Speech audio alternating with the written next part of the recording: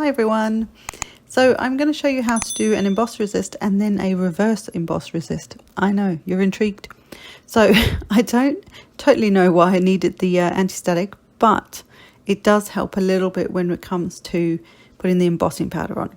So what we're going to do is we're going to take a stencil. This is a Honeybee Snowfall stencil, I believe. And I'm just lining it up where I want it on a piece of regular cardstock. This is not watercolor paper. This is not specialty paper. This is box standard white cardstock. And I've taped the stencil to the card at the back, and then I'm taping it to my work surface as well.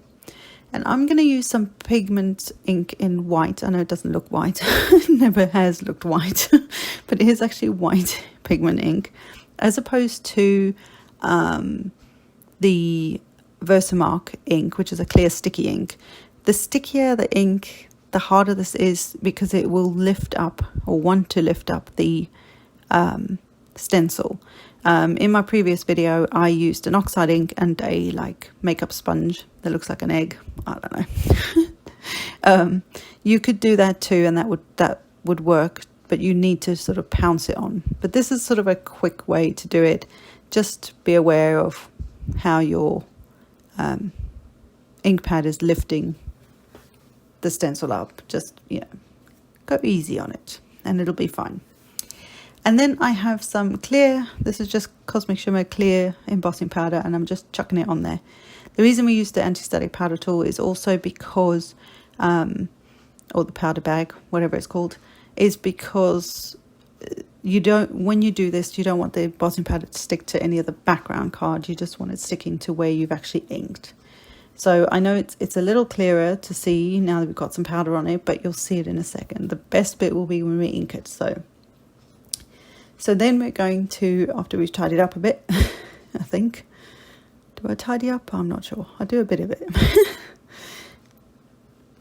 So then what we're going to do is we're going to heat set it. Now I'm using, I have a love-hate relationship with embossing powders and heat tools. I'm using my Ranger heated tool, which is, the airflow is slower, but it's very hot, like a normal heat gun. But it's obviously, because it's slower, it takes a bit longer. Sometimes that can be not what you want. But my other heat tool, I don't know. I have, like I say, a love-hate relationship. So maybe. I did find out though, one of you or somebody very kindly commented, or I found out, I can't remember where, that embossing powder does actually go off. So it could be that it's not necessarily the user in this instance. It could be that my embossing powder is just like at its day, right? Maybe I need new embossing powder. I don't know. But these ones are okay. These are the Cosmic Shimmer ones. So now that I've heat set that, you can see the glossiness, and that's where we just inked through the stencil. And that's the part, because it's a pigment ink, it lasts a bit longer before it dries out. So getting the embossing powder on there was easy. It would stay wet long enough to do that.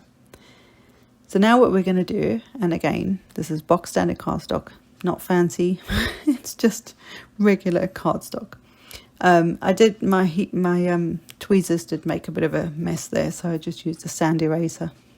Got to say, it's a good tool to have. Not super expensive, but it'll last you a long time. So I have Prize Ribbon and Salvaged Patina. Again, these are two new inks for me that I got for my birthday, so thank you, hubby.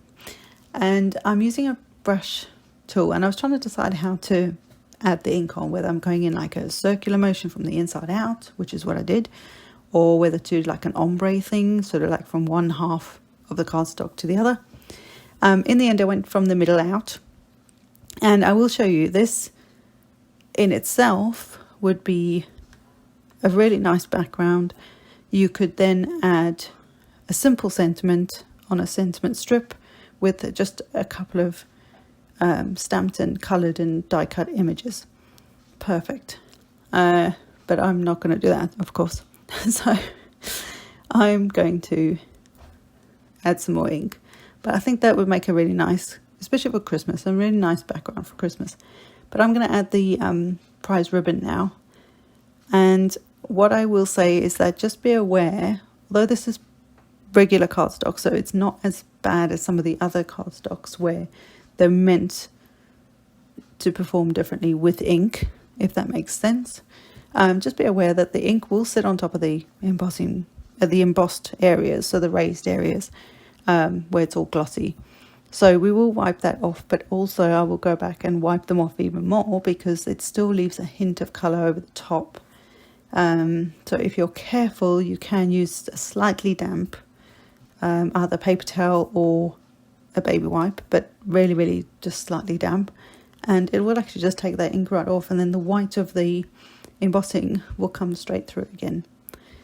Very cool.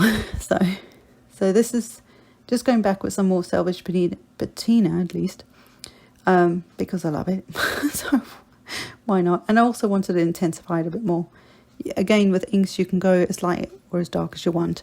Just remember that go light, see if you like it, then add more colour. You can't take it off. So I'm using a paper towel to go over the raised areas, so that works for the most part to get a lot of that ink off. But I did notice that there is a bit of that ink still sat on top of the snowflakes, especially the more solid ones. So I spritz with water, and again, I know it's not meant to handle water, but I just do, and it works because the ink will still react. It's distress ink, it will always react in some way, so even on regular cardstock it will still do something. It's just not cardstock that's meant for a lot of moisture, like a watercolor cardstock. So this is where I've taken a slightly damp paper towel and going over the top of those snowflakes just to get that excess ink off, and it did actually make a big difference, so I was chuffed I did that, and actually, you know, cleaned them up. So that's that background, and that makes a cool background. Like, that's pretty cool on its own. But now there's the leftover ink. So where we've inked through the stencil, I'm actually going to flip it over and then plonk being the appropriate word, onto another piece of cardstock. Same cardstock, same white pigment ink that is left over on the stencil. I had no idea if this was going to work or not, because obviously I'd done all the other inking and that with the other piece of cardstock. So this had a bit of time to not dry, but sort of dry out a bit on the stencil. I didn't even know if it was going to transfer onto this or anything. It kind of did, so I kind of kept going with it, because you can see the stencil on the bottom left still looks like it's got tons of ink on it, which it did, but it transferred enough that I could get something of a background to work. Now, my husband and he thought it looked a bit like something out of a laboratory, you know, like something out of a petri dish or something. And I actually thought it looked more like a, you know, like a geographical picture or something, you know, those sort of, you'll know what I mean when you see it. But if you look closer, you can actually see the outlines of the snowflakes. Now, you have to also bear in mind that this is the opposite of what we've just seen with the snowflakes. So this is, if you like, the background pieces of the snowflake, if that makes any sense. Hopefully you'll see what we can see. So, but yeah, I like it. I think it turned out really cool, but it's not quite what I didn't know how it was going to turn out. But anyway, so basically most of what is the background, or the solid areas of the stencil, is what ink transferred. And even that, not all of it transferred, obviously, because, like I said, it sat there for a bit, so it got a little bit dried out. But enough transferred that you can still see what's going on. But it looks very cool, so don't forget to do that. And just stay tuned, because I have another idea of how to do this without embossing, but just a different way of doing this, just with some inks, to get two patterns, if you like, out of one stencil.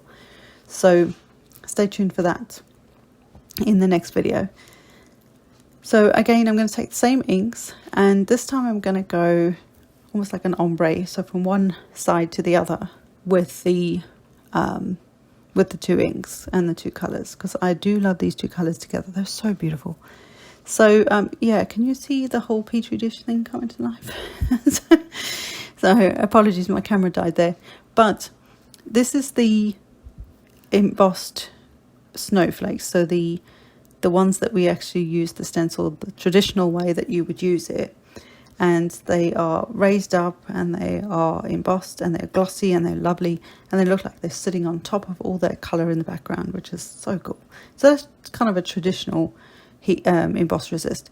This is kind of like the reverse of that, so this is the opposite. So you can see almost like an outline of the snowflakes, but the solid areas are what would be the solid parts of the stencil.